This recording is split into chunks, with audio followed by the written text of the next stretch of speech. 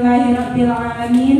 Wassalatu wassalamu ala asyrofil anbiya'i wal mursalin wa ala alihi wa sahbihi ajma'in. Asyhadu an la ilaha illallah wa asyhadu anna Muhammadar Rasulullah la nabiyya ba'da amma ba'd. Yang terhormat Ibu Kepala Sekolah UPTD SDN 01 Muka, yang kami hormati Bapak dan Ibu Majelis Guru, dan teristimewa kepada Ibu calon guru penggerak, yaitunya Ibu Della Febriani dan Ibu Putri Anggreni. Pertama dan utama sekali, marilah kita mengucapkan puji dan syukur kehadirat Allah Subhanahu wa Ta'ala yang telah melimpahkan rahmat dan kurnia-Nya kepada kita semua, sehingga pada siang hari ini kita bisa berkumpul di ruangan ini dalam rangka diseminasi budaya positif calon guru penggerak angkatan 9 di UPTD SDN 01 Muka. Salawat dan salam tidak lupa kita mohonkan kepada Allah agar disampaikan kepada junjungan alam, yakni Nabi Muhammad SAW.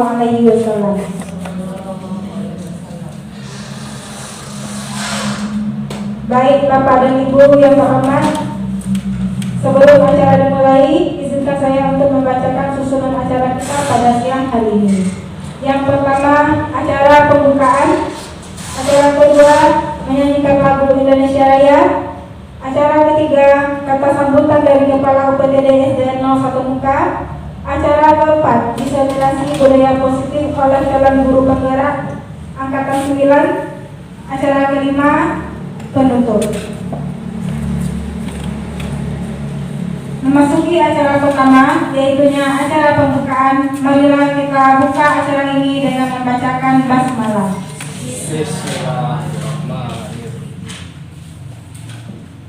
Memasuki acara kedua, yaitunya menyanyikan lagu Indonesia Raya. Kepada Bapak dan Ibu dimohon untuk berdiri.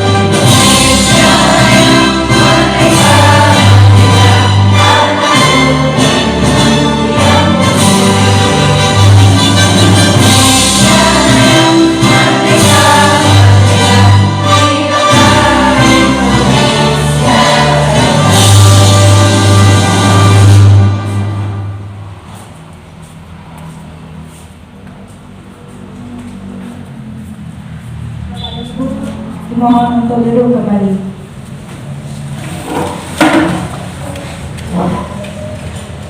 Memasuki acara ketiga, yaitunya kata sambutan dari Kepala Sekolah kepada Ibu Dewi Gantosori, disilakan. Bismillahirrahmanirrahim. Assalamualaikum warahmatullahi wabarakatuh. Alhamdulillahirabbil alamin. Wassalatu wassalamu ala Muhammadin wa ala alihi ashrafil anbiya'i wal mursalin. Asyhadu an la ilaha illallah wa asyhadu anna Muhammadar Rasulullah sallallahu alaihi wasallam allazi la nabiyya ba'da amma ba'du. Yang kami hormati Bapak Ibu Majelis Guru dan tenaga kependidikan UPTD SDN 01 Muka, dan yang kami banggakan dua orang guru penggerak kita, Della Febriani dan Putri Anggreni. Senantiasa kita bersyukur kehadirat Allah Subhanahu wa Ta'ala atas segala limpahan rahmat, nikmat, karunia dan hidayahnya, sehingga di siang hari ini kita masih bersemangat dalam rangka mendapatkan materi tentang penyebaran budaya positif.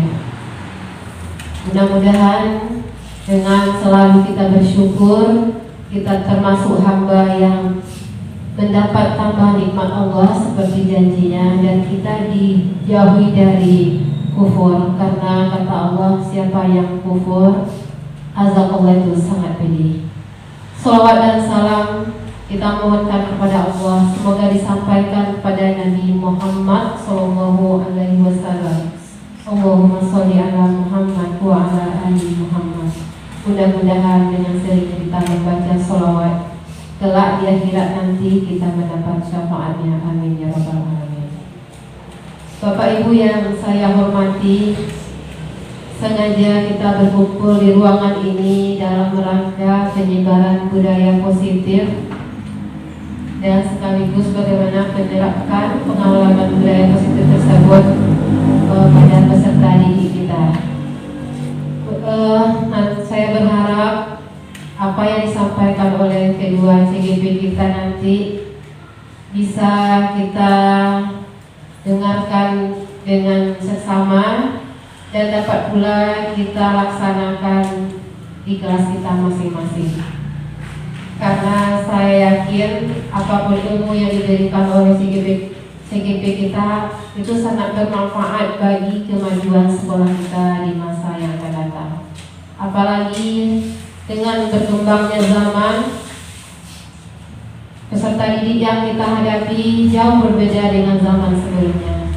Tentunya kalau kita andalkan ilmu yang sudah kita pelajari di sekolah kita dulu, kalau kita masih merasa berada di zona nyaman, tentu kita akan tertinggal untuk mengembangkan pendidikan kita di masa yang akan datang. Dan kami berharap kepada kedua CGP kami, semua ilmu yang didapat pada kegiatan guru penggerak, jangan sungkan-sungkan untuk berbagi dengan kami. Insya Allah semua guru di UPTD 01 Muka dan termasuk saya sendiri siap untuk menerima ilmu dan mengaplikasikannya di dunia pendidikan kita demi kemajuan sekolah kita di masa yang akan datang. Sebelum saya tutup, terima kasih banyak kepada guru kita yang sudah menyempatkan waktunya dan kepada CGP kita.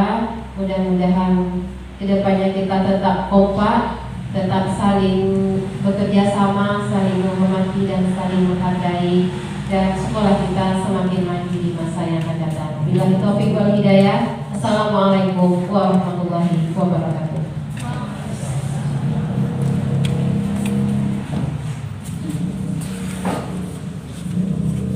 Terima kasih kita ucapkan kepada Ibu Kepala Sekolah. Selanjutnya kita akan memasuki acara inti, yaitu diseminasi budaya positif yang akan disampaikan oleh calon guru penggerak angkatan 9, yaitu Putri Anggreni. Kepada Ibu Putri Anggreni SPD disilakan waktu dan kenal.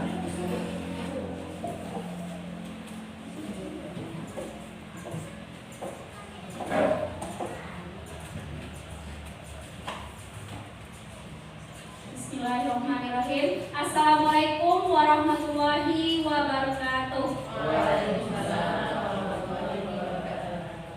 Puji syukur marilah kita ucapkan kehadiran Allah Subhanahu wa Ta'ala yang telah melimpahkan rahmat dan nikmatnya kepada kita semua, sehingga dengan nikmatnya itu jualah kita dapat berkumpul di ruangan pada siang hari ini.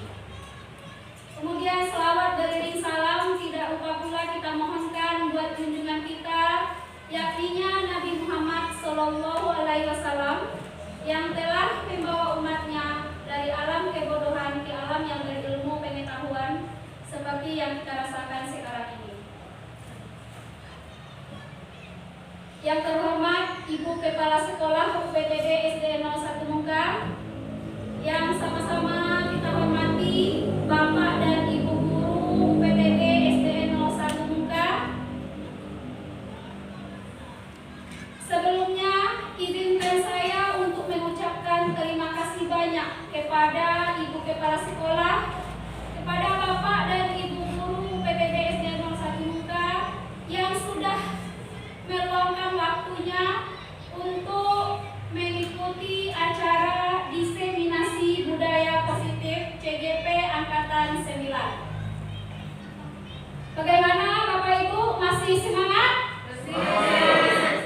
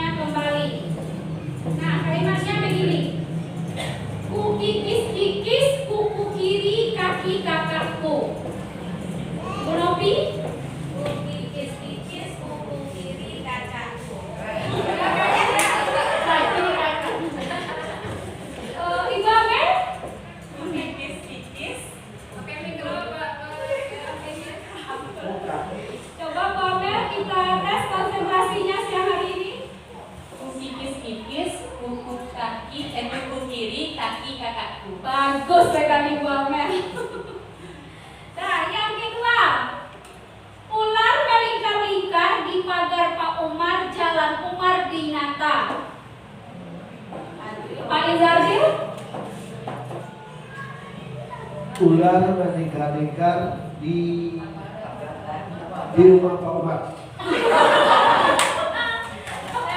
Ternyata kalau sudah siap konsentrasi kita memang menurun ya Bapak Ibu. Coba kita tempuhin main.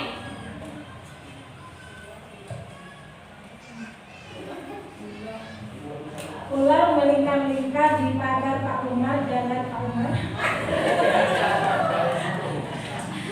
Nah, saya ulang satu kali lagi. Ular melingkar-lingkar di pagar Pak Umar, jalan Umar Dinata. Nah, Ibu Siska.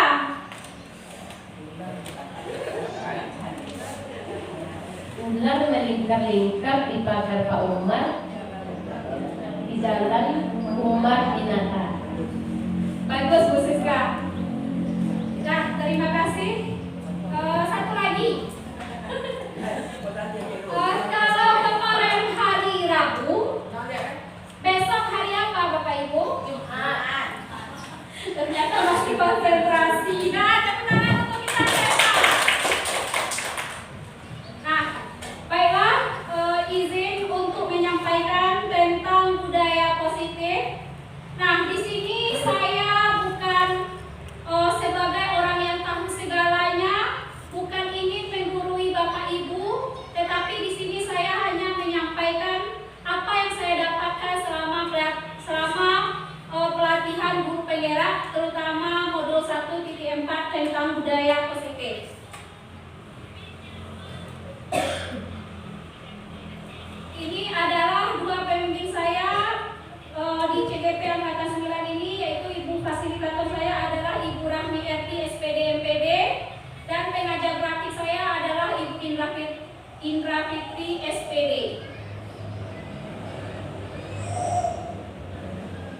Nah, apa yang melatar belakangi budaya positif?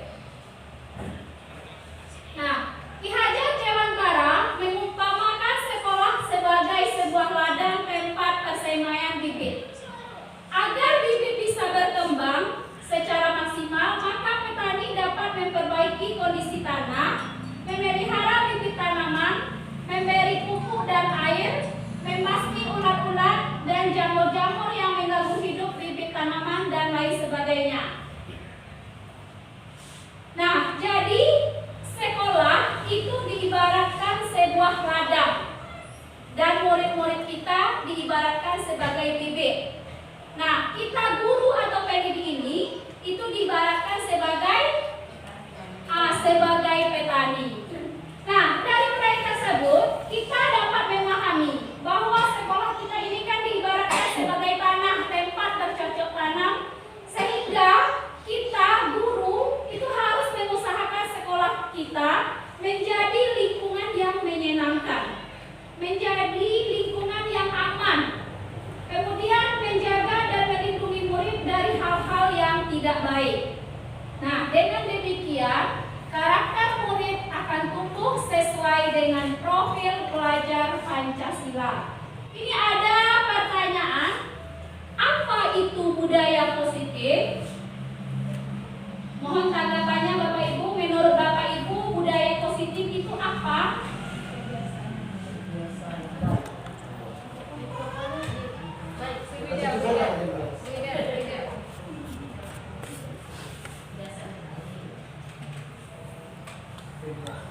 Terima kasih Bu Reni. Kalau menurut saya, dari membaca budaya positif, yang terbayang adalah satu kebiasaan yang baik atau positif. Bagus sekali Ibu Mai. Ada pendapat yang lain? Apa itu budaya positif? Kalau menurut Bu Imai tadi, budaya positif adalah pembiasaan yang baik. Nah, kita setuju semuanya? Nah, langsung yang kedua, apakah di sekolah kita ini sudah tercipta budaya positif? Sudah. Nah, mana contohnya Bapak Ibu? Bagus. Ya, di sekolah kita sudah diadakan sholat duha, kemudian sholat zuhur berjamaah. Kemudian, ya, bagus.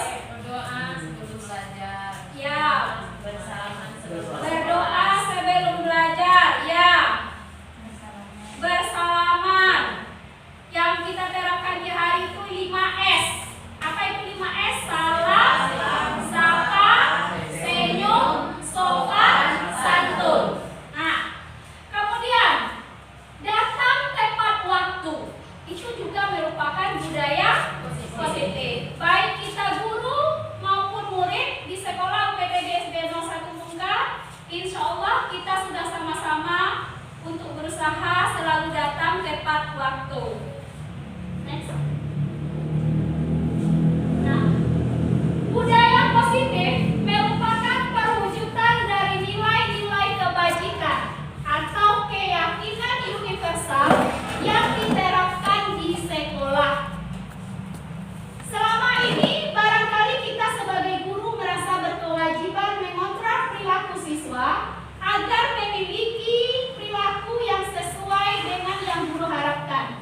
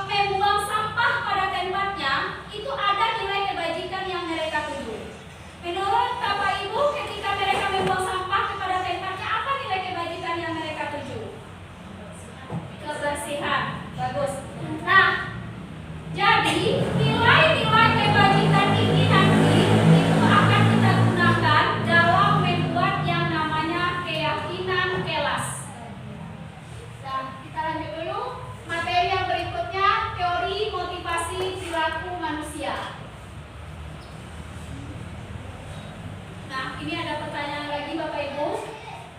Sebagai seorang guru, saat Anda hadir mengajar di kelas tepat waktu, motivasi apakah yang mendasari tindakan Anda?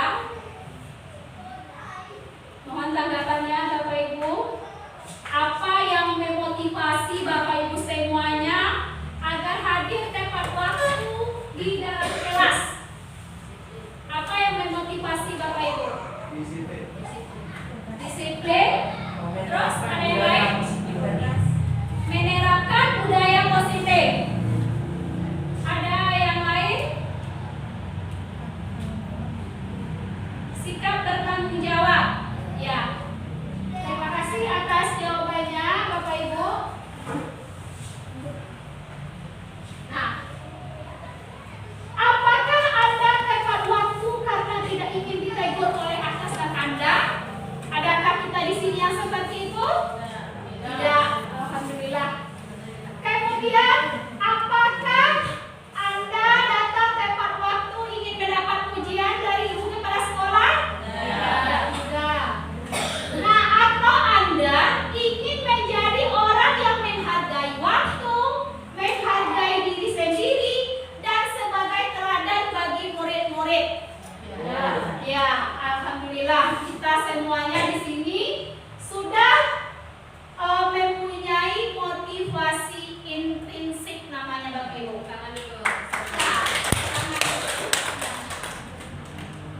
Nah, teori motivasi perilaku manusia itu ada 3 menurut Vianney Gosen. Yang pertama yaitu untuk menghindari ketidaknyamanan atau hukuman. Nah, seperti tadi, kalau kita hadir tepat waktu di kelas karena takut diberi surat peringatan oleh kepala sekolah, berarti itu motivasi kita adalah motivasi untuk menghindari ketidaknyamanan atau hukuman. Kemudian teori motivasi yang kedua adalah untuk mendapatkan imbalan dari orang lain atau institusi. Artinya, kalau Bapak Ibu hadir di sekolah atau di kelas tepat waktu hanya karena misalnya ingin mendapat penghargaan atau pujian dari kepala sekolah, itu berarti kita masuk ke teori motivasi yang kedua, yaitu ingin mendapatkan imbalan dari orang lain. Nah, tadi kita sudah masuk ke kategori yang ketiga, yaitu kita hadir tepat waktu untuk menghargai diri sendiri. Untuk kita sadar bahwa kita sebagai guru adalah teladan bagi murid-murid kita. Nah, itu merupakan motivasi intrinsik. Yang mana motivasi intrinsik atau internal ini tujuannya adalah untuk menciptakan disiplin positif. Nah, sedikit tentang teori motivasi tadi. Nah, begitu juga dengan murid-murid kita Bapak Ibu. Kalau mereka melakukan sesuatu itu berdasarkan karena mereka itu takut kena hukuman, atau mungkin mereka ingin mendapatkan penghargaan dari kita sebagai gurunya, berarti motivasi murid kita itu adalah motivasi eksternal. Tetapi kalau murid sudah hadir ke sekolah ini tepat waktu, kemudian menjalankan sebuah aturan di sekolah ini dengan baik, dengan kesadaran mereka sendiri, berarti mereka sudah mempunyai motivasi dari dalam dirinya, yaitu menghargai diri sendiri. Nah, materi selanjutnya adalah tentang hukuman dan konsekuensi. Hukuman bersifat tidak terencana atau tiba-tiba. Anak atau murid tidak tahu apa yang akan terjadi dan tidak dilibatkan. Nah, secara garis besarnya jadi hukuman itu kita berikan secara tiba-tiba. Tidak ada kesepakatan kita dengan murid sebelumnya. Jika ia melakukan hal itu, apa konsekuensi yang harus dia terima?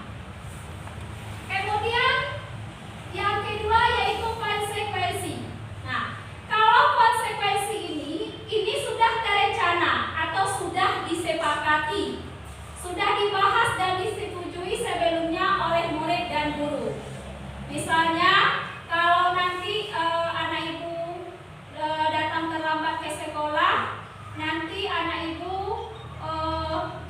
akan menyiram bunga. Itu kan mereka sudah tahu konsekuensi yang mereka terima. Jadi kalau konsekuensi jika mereka melanggar aturan atau melakukan sebuah kesalahan, jadi murid itu sudah tahu apa konsekuensi yang akan dia terima. Nah, ini ada beberapa perilaku. Mari kita isi sebentar. Yang pertama, murid diminta bertelanjang kaki sepanjang hari karena tidak menggunakan sepatu warna hitam sesuai peraturan sekolah. Menurut Bapak Ibu ini hukuman atau konsekuensi? Hukuman.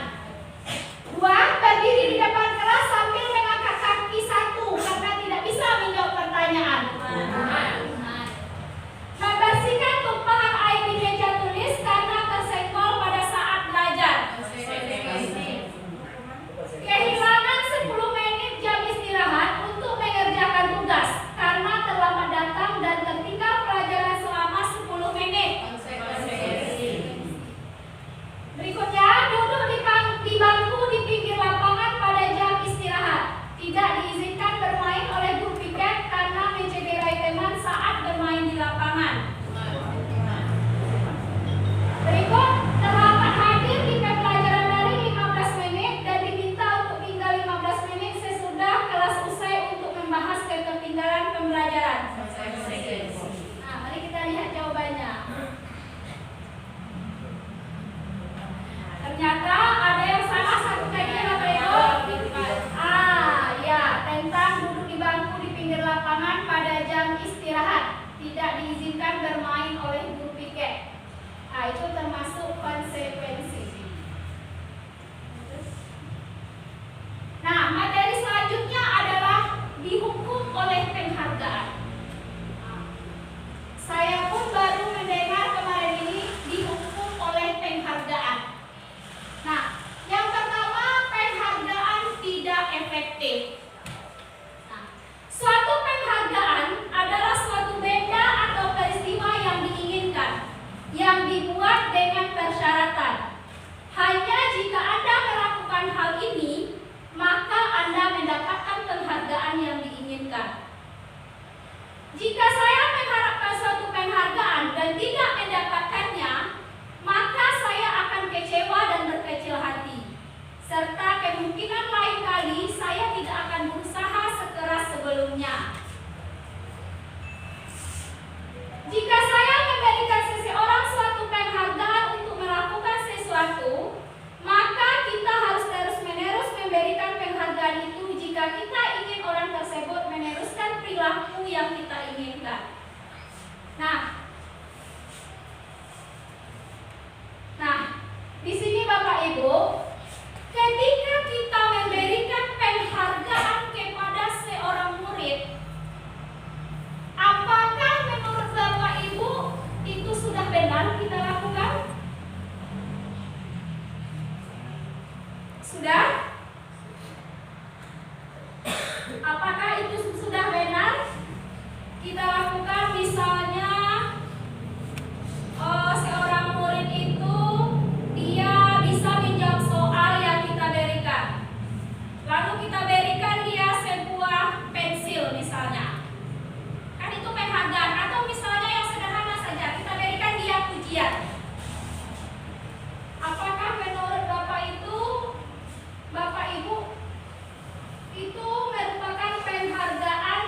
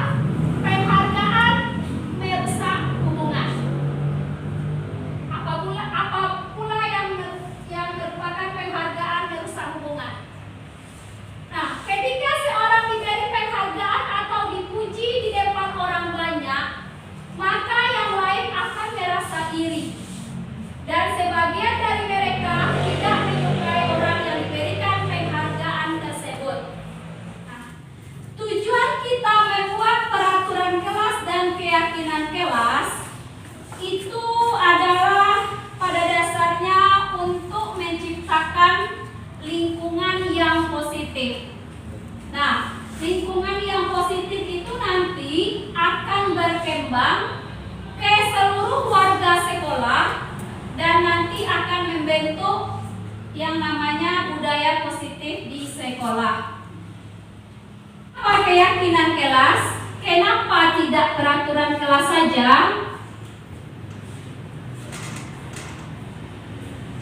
Nah, sebelum kita menjawab pertanyaan tadi, nah, mengapa kita memiliki peraturan tentang penggunaan helm saat berkendaraan? Nah, apa tujuannya Bapak Ibu memakai helm ketika berkendaraan? Untuk Keselamatan diri, untuk keselamatan, ya, untuk keamanan, ya. Sanksi hukum kepolisian. Agar terhindar dari sanksi kepolisian. Kemudian yang kedua, mengapa ada peraturan dilarang merokok di sekolah? Kan di sekolah kita ada itu peraturan dilarang merokok. Itu apa yang dituju oleh kebajikan yang dituju di situ apa? Menjaga kesehatan. Bagus. Nah, lanjut. Nah, ternyata nilai-nilai keselamatan dan kesehatan itulah yang kita sebut sebagai keyakinan. Artinya, kita yakin dengan memakai helm ini kita akan selamat, kita akan terhindar dari kecelakaan. Artinya tadi kita memakai helm itu untuk keselamatan dan kita tidak merokok itu adalah untuk kesehatan. Nah, keyakinan yaitu nilai-nilai kebajikan universal yang disepakati secara tersirat dan tersurat, lepas dari latar belakang suku, negara, bahasa maupun agama. Murid-murid pun demikian. Maka perlu mendengarkan dan memahami arti sesungguhnya tentang peraturan-peraturan yang diberikan. Apa nilai-nilai kebajikan di balik peraturan tersebut? Dan apa tujuan utamanya? Nah, karena tadi kita sudah meyakini bahwa penggunaan helm itu untuk keselamatan.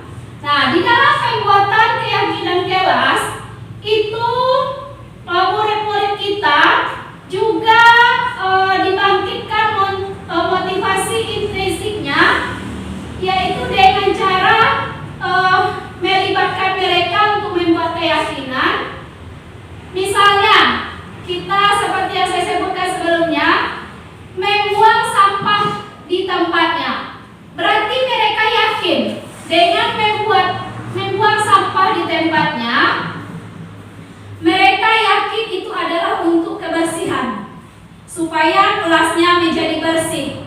Nah, dengan keyakinan itulah mereka nanti akan sadar dan mau melakukan hal-hal yang positif. Setiap tindakan atau perilaku yang kita lakukan di dalam kelas dapat menentukan terciptanya sebuah lingkungan positif. Perilaku warga kelas tersebut menjadi sebuah lingkungan positif. Perilaku warga kelas tersebut menjadi sebuah kebiasaan yang akhirnya membentuk sebuah budaya positif. Dalam mewujudkan perilaku warga sekolah yang memiliki budaya positif, hal yang pertama yang perlu diciptakan dan disepakati adalah membuat keyakinan-keyakinan atau prinsip-prinsip dasar bersama di antara warga kelas untuk mendapatkan nilai-nilai kebajikan yang disepakati bersama. Satu keyakinan akan lebih memotivasi seseorang dari dalam atau memotivasi secara intrinsik. Seseorang akan lebih tergerak dan bersemangat untuk menjalankan keyakinannya daripada hanya sekedar mengikuti peraturan saja yang harus mengatur mereka untuk berlaku begini atau begitu, yang membuat ketidaknyamanan dan keterpaksaan. Nah, Bapak Ibu, ketika kita membuat keyakinan kelas bersama dengan murid di kelas, itu yang kita tanamkan kepada mereka pertama adalah nilai-nilai kebajikan. kebajikan apa yang akan kita tuju. Nah, kemudian nanti apabila mereka sudah mengetahui nilai-nilai kebajikan apa yang dituju, maka mereka akan meyakini. Dan apabila mereka sudah meyakini, tentu mereka akan sadar, akan mau untuk melaksanakannya. Di dalam pembuatan keyakinan kelas nanti kita memakai kalimat yang positif. Jadi tidak datang terlambat itu kita ganti dengan datang tepat waktu. Nah, apa nilai kebajikan yang dituju pada datang tepat waktu ini? Murid harus kita arahkan dulu. Apa keyakinan mereka tentang datang tepat waktu ini? Nilai kebajikan apa yang terdapat di dalam datang tepat waktu tadi? Nah, kira-kira datang tepat waktu itu apa nilai kebajikannya Bapak Ibu? Disiplin. Nah, kalau mereka sudah meyakini bahwa datang tepat waktu itu adalah disiplin, nah mereka meyakini kalau nilai-nilai itu harus mereka terapkan dalam kehidupan mereka sehari-hari, sehingga timbullah keyakinan dari dalam diri mereka. Artinya timbul motivasi intrinsik dari dalam diri mereka untuk mematuhi keyakinan kelas tersebut. Nah, pembentukan keyakinan kelas. Nah, yang pertama, keyakinan kelas itu bersifat abstrak, kemudian berupa pernyataan universal. Kemudian yang ketiga, dibuat dalam pernyataan positif.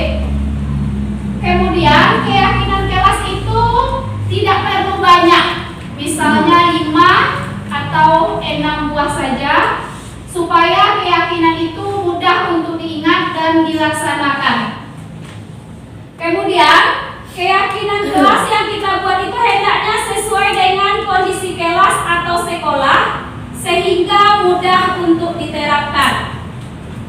Kemudian dalam pembuatan keyakinan kelas itu semua warga kelas dilibatkan dalam membuatnya. Nah, ini adalah contoh keyakinan kelas. Yang pertama yaitu datang tepat waktu, menjaga kebersihan, dan saling menghormati dan menghargai. Nah, saya harapkan kepada Bapak dan Ibu semuanya nanti, kalau selama ini kita menggunakan peraturan kelas di dalam kelas, nah kedepannya setelah mendapatkan materi ini nanti kita berharap semuanya dapat membuat keyakinan kelas bersama dengan murid-muridnya di dalam kelas. Nah, kita lanjut kepada materi yang selanjutnya, yaitu kebutuhan dasar manusia. Seluruh tindakan manusia memiliki tujuan tertentu. Semua yang kita lakukan adalah usaha terbaik kita untuk mendapatkan apa yang kita inginkan. Ketika kita mendapatkan apa yang kita inginkan, sebetulnya saat itu kita sedang memenuhi satu atau lebih dari satu kebutuhan dasar kita.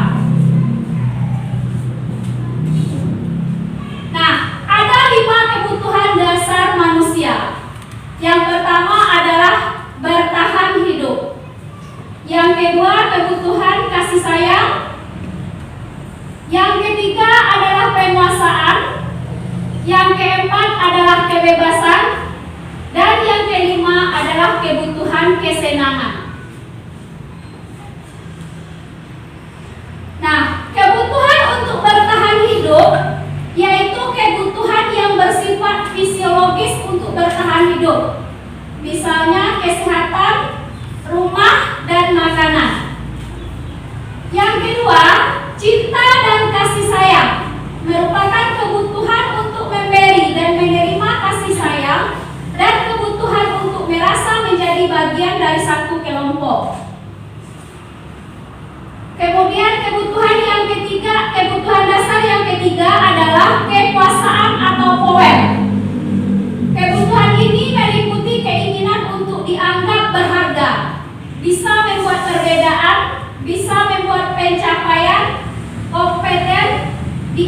diketahui, dihormati. Yang keempat adalah kebebasan.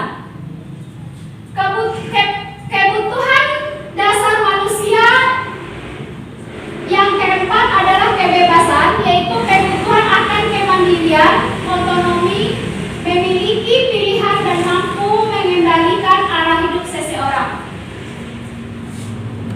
Yang kelima adalah kebutuhan kesenangan. Nah, kebutuhan ini untuk mencari kesenangan, bermain dan tertawa. Setiap manusia itu memiliki 5 kebutuhan dasar yang harus dipenuhi. Begitu juga dengan murid-murid kita.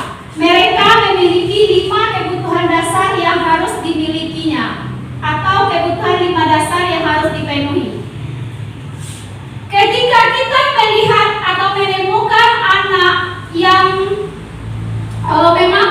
memakan sebuah makanan ketika jam pelajaran, kira-kira menurut Bapak Ibu, itu kebutuhan apanya yang belum terpenuhi?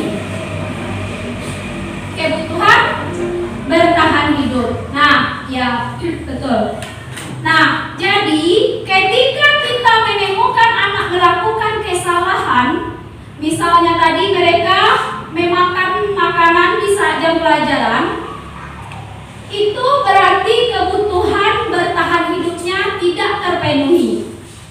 Nah, jadi kita sebagai guru itu tidak boleh langsung memarahi mereka. Nah, kita seharusnya terlebih dahulu mencari apa penyebab dia melakukan hal yang seperti itu. Kebutuhan dasar apa yang belum terpenuhi pada si anak ini? Apabila kebutuhan dasar ini tidak terpenuhi pada murid kita, maka akan terjadilah masalah. Nah, bagaimana cara kita menyelesaikan apabila murid kita itu mengalami masalah? 5 posisi kontrol.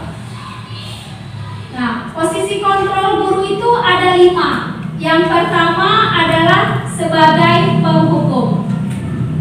Kemudian yang kedua sebagai pembuat rasa bersalah. Kemudian yang ketiga sebagai teman. Yang keempat sebagai pemantau. Dan yang kelima sebagai manajer.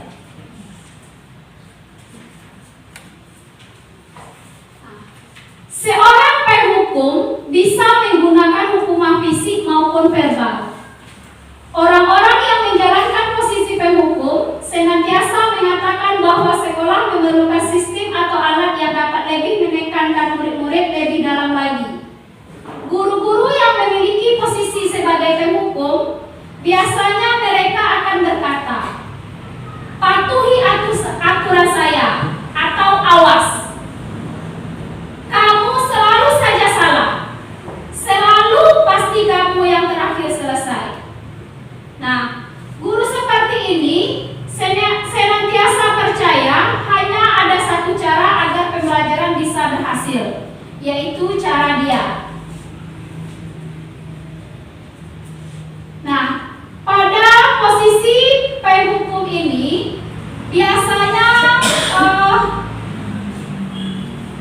guru itu kadang memelalakan matanya kepada muridnya.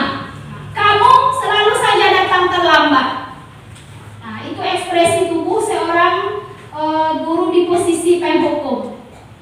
Kemudian yang kedua, posisi pembuat merasa bersalah. Nah, pada posisi ini biasanya guru akan berusaha. Posisi pembuat merasa bersalah itu biasanya guru itu akan bersuara lebih lembut. Nah, pembuat rasa bersalah akan menggunakan keheningan yang membuat orang lain merasa tidak nyaman, bersalah, atau rendah diri. Nah, kata-kata yang keluar dengan lembut biasanya seperti ini. "Ibu sangat kecewa sekali dengan kamu. Berapa kali ibu harus memberitahu kamu ya nak? Gimana coba kalau orang tua kamu tahu kamu berbuat begini?" Nah, selama ini kita merasa itu adalah betul menurut kita. Bagaimana nanti nak kalau orang tuamu tahu kamu seperti ini? Apa yang akan mereka rasakan? Nah, selama ini kita kan sudah merasa itu adalah suatu hal yang sudah bisa membangkitkan motivasi mereka. Nah, ternyata itu berakibat kepada mental si anak tadi. Nanti mereka akan merasa mereka lah penyebab orang lain merasa bersalah. Nah, pada posisi ini, murid akan memiliki penilaian diri yang buruk tentang diri mereka. Murid merasa tidak berharga dan telah mengecewakan orang-orang yang disayanginya. Ini ternyata sangat berakibat fatal juga terhadap murid. Karena nanti dengan kita sebagai pembuat merasa bersalah terhadap anak, itu nanti membuat anak itu merasa mengecewakan orang-orang yang disayanginya. Kemudian yang ketiga, posisi teman. Guru pada posisi ini tidak akan menyakiti murid. Posisi teman pada guru bisa negatif ataupun positif. Posisi kontrol guru yang keempat adalah sebagai pemantau. Yang kelima adalah posisi manajer. Posisi manajer ini adalah posisi terakhir. Manajer adalah posisi di mana guru itu berbuat sesuatu bersama dengan murid, mempersilahkan murid mempertanggungjawabkan perilakunya, mendukung murid akan dapat menemukan solusi atas permasalahannya sendiri. Nah, misalnya ada murid kita yang lupa membawa buku pelajaran ke sekolah. Nah, nanti kita sebagai di posisi manajer itu yang pertama kita lakukan adalah mencari alasan. Apa alasan si murid ini tidak membawa buku ke sekolah? Nah, apa alasan mereka? Nanti setelah kita tahu alasannya, kemudian baru kita tanyakan keyakinan apa yang ada atau yang belum mereka jalankan. Nah, nanti dari keyakinan itu kita bantu dia untuk menemukan solusi dari permasalahannya itu. Nah, posisi manajer inilah yang diharapkan untuk kita semua. Untuk kita sebagai guru, posisi manajer inilah yang diharapkan di antara 5 posisi tadi. Nah, posisi penghukum dan posisi pembuat merasa bersalah itu termasuk kepada identitas gagal. Nah, yang 3 tadi, posisi sebagai teman, pemantau, dan manajer itu sudah ke arah posisi identitas sukses. Tetapi yang paling idealnya adalah posisi sebagai manajer. Untuk lebih memahami tentang 5 posisi kontrol guru ini, mari kita saksikan video ini terlebih dahulu.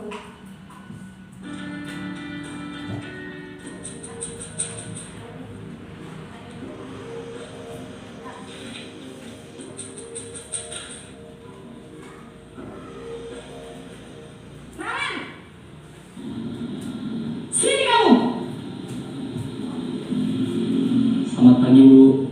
Selalu terlambat. Kamu deh pasti terlambat. Maaf, Bu. Saya... Apa? Apa coba? Alasan kamu apa lagi? Kapan sih kamu tidak terlambat? Malas sekali ya kamu jadi anak. Saya... Dasar pemalas. Gak kapok-kapok sih kamu. Sudah berapa kali terlambat? Sana, kamu keliling lapangan basket 2 kali. Kenapa saya harus ke lapangan basket, Bu? Kenapa? Kamu melawan ibu. Berani-beraninya jawab. Sudah terlambat, masih berani jawab pula. Sekarang, keliling lapangan basket 5 kali sekalian. Biar kapok. Cepat. Pergi sana ke lapangan basket.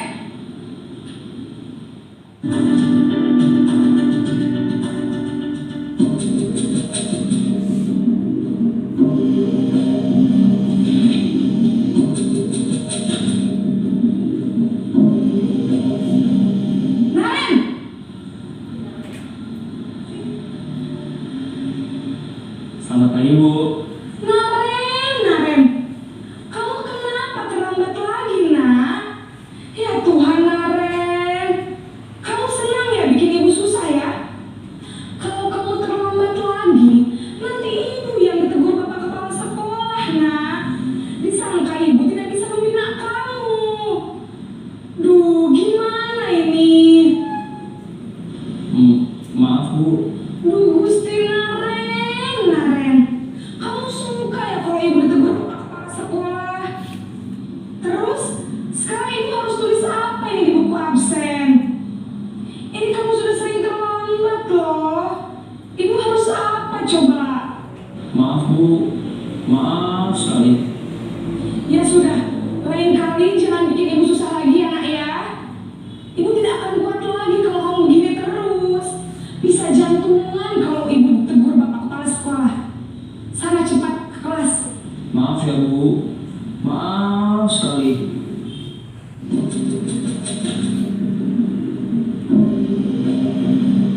Naren,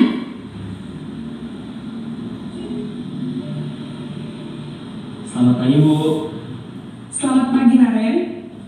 Maaf, Bu. Saya terlambat. Iya, sekolah masuknya jam 7, sekarang sudah jam 7.20. Jadi sekarang bagaimana ini Naren? Maaf, Bu. Saya lupa setel alarm saya semalam. Baiklah, menurut kamu, keyakinan sekolah yang mana yang perlu kamu tingkatkan? Menghargai diri sendiri dan orang lain mungkin ya, Bu.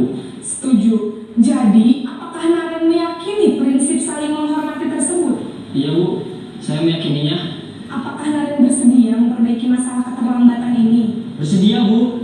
Bagaimana kamu akan perbaiki masalah keterlambatan ini? Saya akan coba untuk tidak lupa menyetel alarm saya, Bu. Baik, kalau Naren lupa menyetel alarm di rumah, ada orang yang kira-kira bisa bantu mengingatkan tidak? Ada, Bu. Kata saya, Kak Emma. Ada lagi selain Kak Emma? Selain Kak Emma, ada ibu saya. Baik, jadi yang mengingatkan Naren adalah Kak Emma dan ibu kamu ya?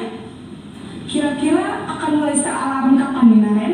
Setelah pulang sekolah, akan segera saya lakukan. Baik, jadi Naren akan setel alarm untuk bangun besok pagi dan akan diingatkan oleh kakak dan ibunda Naren ya. Ada lagi yang mungkin perlu dilakukan Naren agar tidak terlambat bangun lagi? Tidak ada, Bu. Baik Naren, terima kasih untuk kerjasama kamu. Sekarang kamu perlu kembali ke kelas untuk belajar. Baik, Bu. Terima kasih.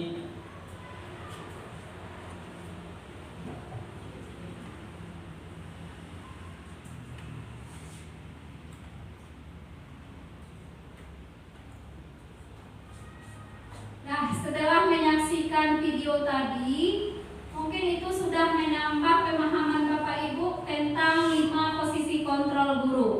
Nah, pertanyaannya sekarang, berada di posisi kontrol manakah kita sekarang? Adalah kita di posisi sebagai teman. Ya. Kemudian bisa berubah juga sebagai manajer. Tetapi pernah juga sebagai penghukum. Ini tergantung dari kondisi dan situasi yang terjadi. Terima kasih. Setelah ini berusaha untuk menjadi posisi sebagai manajer. Nah, 2 posisi yang tadi sebagai penghukum dan pembuat merasa bersalah itu sebaiknya kita hindari. Karena ini pada posisi penghukum dan pembuat merasa bersalah ini itu dapat menghancurkan mental murid nantinya. Nah, materi selanjutnya adalah segitiga restitusi. Restitusi adalah proses menciptakan kondisi bagi murid untuk memperbaiki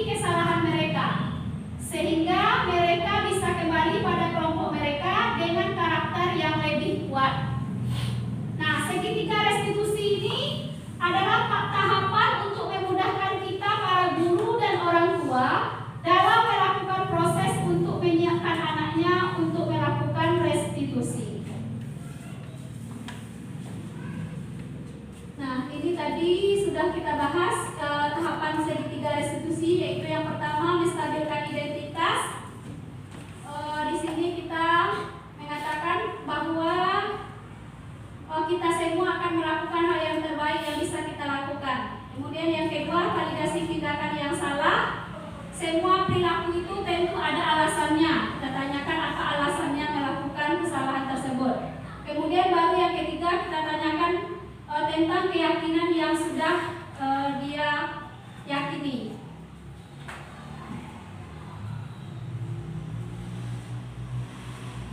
Nah, jadi diharapkan nanti setiap permasalahan yang terjadi pada peserta didik kita itu dapat kita selesaikan dengan cara restitusi. Jadi apabila mereka nanti melakukan kesalahan, nanti kita jangan memarahinya, tetapi kita tanyakan dulu apa penyebabnya dia melakukan kesalahan tersebut.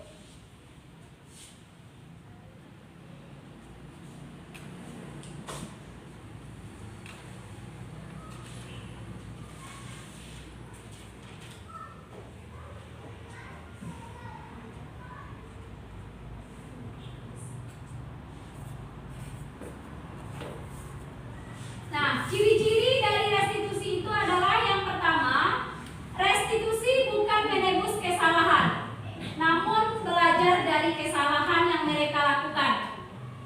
Kemudian yang kedua, restitusi itu memperbaiki hubungan. Kemudian yang ketiga, restitusi adalah tawaran, bukan paksaan.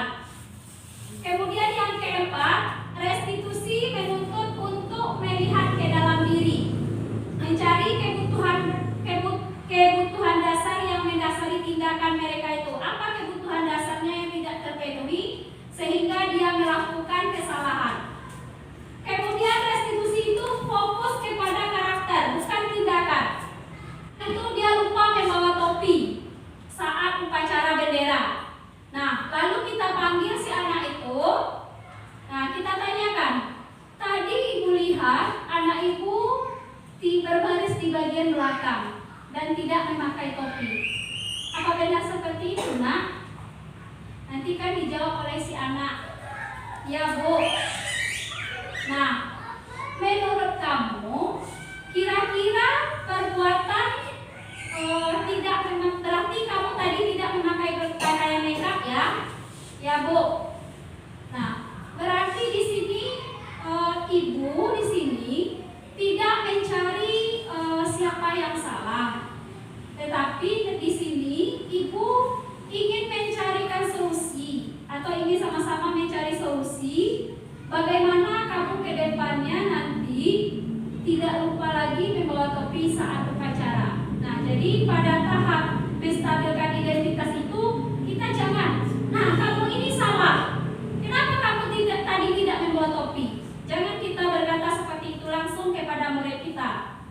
Tetapi kita katakan, kita tanyakan dulu, kemudian kita katakan kepada dia, kalau perbuatannya seperti ini, mungkin tidak hanya dia yang melakukan, atau kita sebagai guru mungkin pernah juga melakukan kesalahan.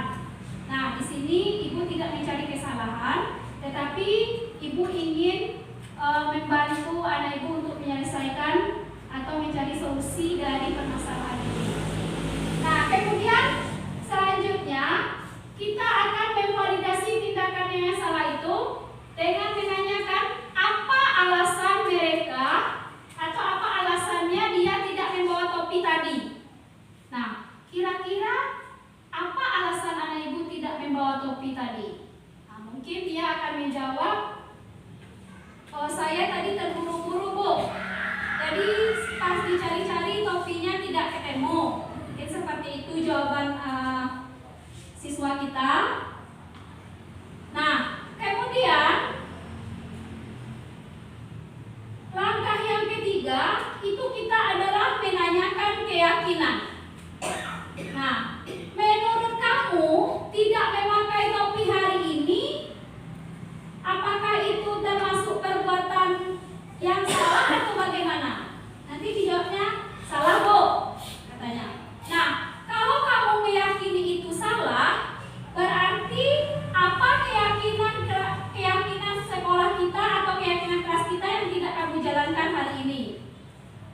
misalnya nanti tidak keyakinan disiplin yang sudah tidak dijalankannya. Nah, kira-kira apa solusi yang dapat kamu lakukan untuk agar kamu tidak melakukan hal yang sama untuk kedepannya? Jadi kita bantu dia lagi untuk mencari solusi dari permasalahannya tersebut.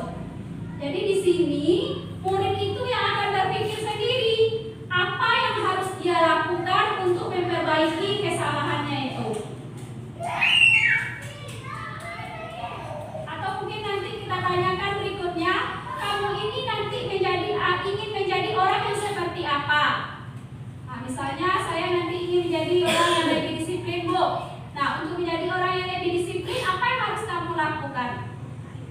Kira-kira seperti itulah pertanyaan yang kita ajukan. Nah, perubahan paradigma dalam pendidikan bahwa kita sebagai guru ini harus sebagai menuntun. Nah, menuntun siswa-siswa karena semua siswa itu memiliki kodrat dan bakatnya masing-masing. Nah, demikian saja yang dapat saya sampaikan Bapak Ibu tentang budaya positif ini. Mudah-mudahan ada manfaatnya bagi kita semua. Terima kasih banyak atas perhatian Bapak Ibu semuanya. Mohon maaf atas segala kekurangan. Saya sudahi dengan wabillahi taufiq wal hidayah. Assalamualaikum warahmatullahi wabarakatuh.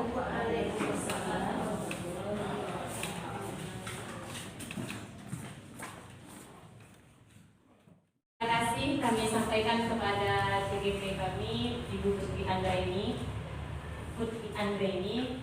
Semoga semua informasi dan ilmu yang disampaikan menambah wawasan bagi para pendengarnya dan bisa membawa perubahan juga pada sekolah PTD SDN 01 Buka ini.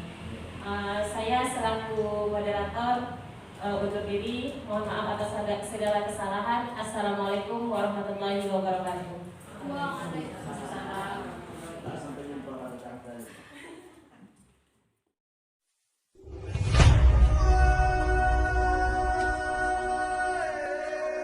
Assalamualaikum warahmatullahi wabarakatuh.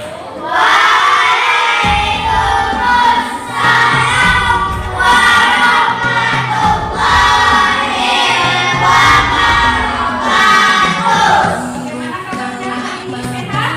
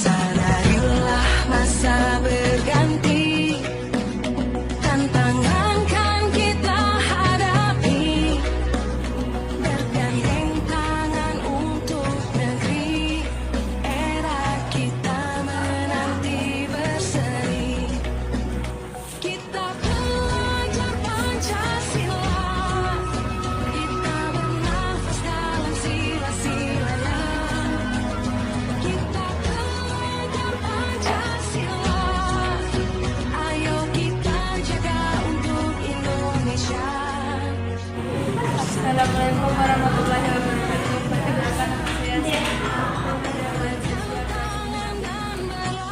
Assalamualaikum warahmatullahi wabarakatuh. Perkenalkan nama saya Zulkifli Ananda, siswa kelas 5B. Assalamualaikum warahmatullahi wabarakatuh. Perkenalkan nama saya Tasya Putri Amalis dari kelas 5B.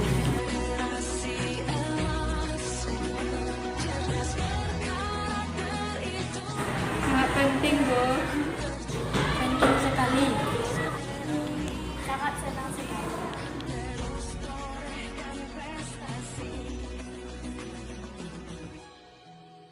Dapat membuat kita lebih bertanggung jawab. Dapat membuat kita lebih disiplin. Membuat kita menjadi pribadi yang lebih baik.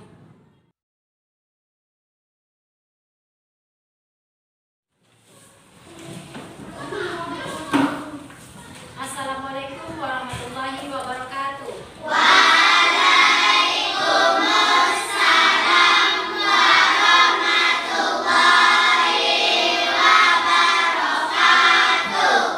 Bagaimana kabarnya siang ini? Masih semangat? Masih. Nah, sebelumnya kita kan sudah pernah membuat yang namanya kesepakatan kelas. Siapa yang masih ingat? Siapa yang masih ingat? Apa saja kesepakatan kelas yang pernah kita buat? Siapa yang bisa menyampaikan? Apa? Jangan sebutkan detailnya dulu. Apa saja kesepakatannya? Tidak boleh berkata kotor. Apa lagi? Harus berpakaian lengkap. Tidak boleh membuli teman. Tidak boleh jajan keluar kepegangan. Nah, kan karena sebelumnya kita sudah pernah membuat kesepakatan kelas, maka hari ini kita akan coba membuat yang namanya keyakinan kelas. Apa itu keyakinan kelas? Kalau menurut anak ibu, siapa yang bisa? Apa kira-kira maksudnya keyakinan kelas menurut pendapatnya masing-masing? Ada yang bisa? Tidak. Nah, coba kita mintakan dulu penjelasannya dari Bu. Nah, anak-anak ibu, kenapa tidak keyakinan? Kenapa tidak kesepakatan kelas? Kenapa harus keyakinan kelas?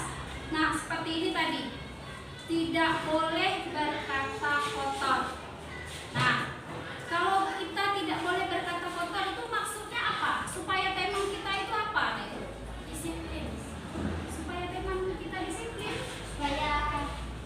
Kalau kita misalnya berkata-kata kotor atau misalnya menyebutkan nama orang tua teman, kalau anak ibu misalnya disebutkan nama orang tuanya, bagaimana perasaan anak ibu?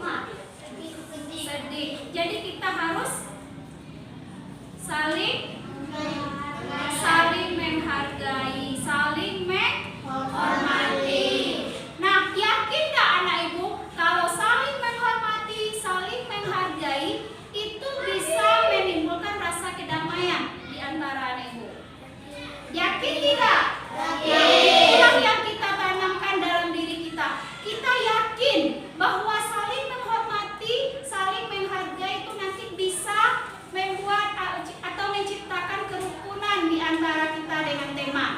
Nah, jadi apa yang ingin kita wujudkan? Apa yang ingin kita yakini? Apa nilai-nilai yang kita yakini di dalam kelas ini? Anak ibu yakin untuk melaksanakan apa di dalam kelas ini? Nah, bisa kira-kira anak ibu?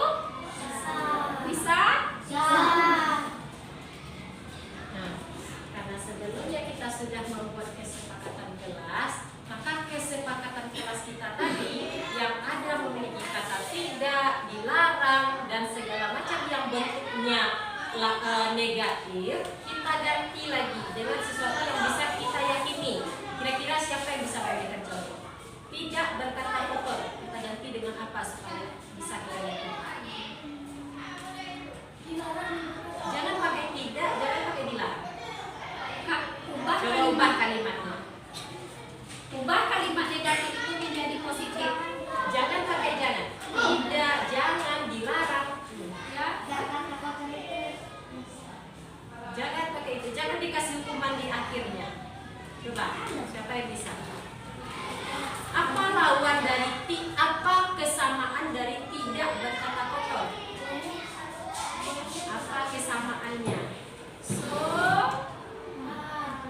berkata sopan. Jadi kalau ada kata tidak, kita hilangkan lagi, kita ganti kalimatnya. Maknanya sama. Nah, intinya sama, intinya yang kita tuju sama. Jadi kalau tidak berkata kotor, maknanya apa? Kita ganti dengan berkata sopan. Bisa paham seperti itu? Bisa. Nah, satu lagi contohkan, misalnya tidak boleh membuang sampah sembarangan. Nah, apa seharusnya keyakinan kelas yang harus kita buat? Harus sampah sembarangan. Harus buang sembarangan? Buang sampah di tempat. Nah, ayo. Buang sampah di tempat. Buang sampah di tempatnya. Nah, berarti sudah paham kan? Nah, Sudah paham anak ibu? Nah, ini ibu akan membagikan satu lembar sticky note kepada anak ibu masing-masing. Silahkan anak ibu tulis satu keyakinan yang anak ibu inginkan di dalam kelas kita ini. Masing-masing anak ibu hanya menuliskan satu buah saja keyakinannya. Paham maksudnya? Paham. Nanti